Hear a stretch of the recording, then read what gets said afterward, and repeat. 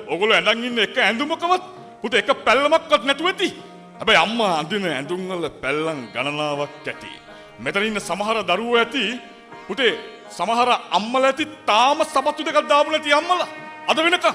හැබැයි මෙතන ඉඳන් අර පිටිපස්සට යනකන් ඔගොල්ලෝ හැමෝම සපත්තු දෙකක් දානවා. හිතන්න ඔයගලන්ට මේ ජීවිතේ එහෙනම් පරාද වෙන්න බෑ.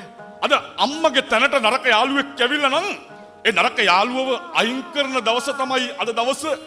මේ මිනුවන්ගොඩ වටේම මාව කරේ තියාගෙන යන්න මගේ අම්මගේ කර හයියට තිබුණා පුතේ.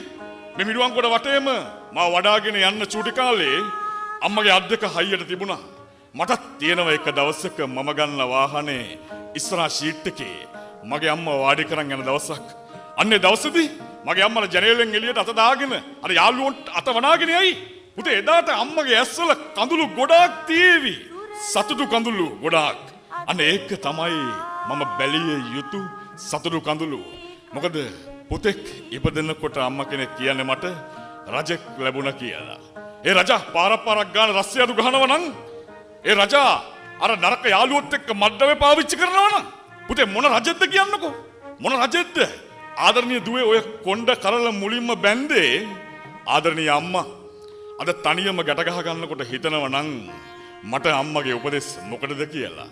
පුතේ තාමත් අම්මා පිටිපස්සෙන් ඉන්නන්නේ හින්දා. ආදරණීය දුවේ ඔය කොණ්ඩේ මලක් ගහලා චූටි කාලේ බැලුවේ මගේ දුවගේ ලස්සන විතරක් නෙවෙයි.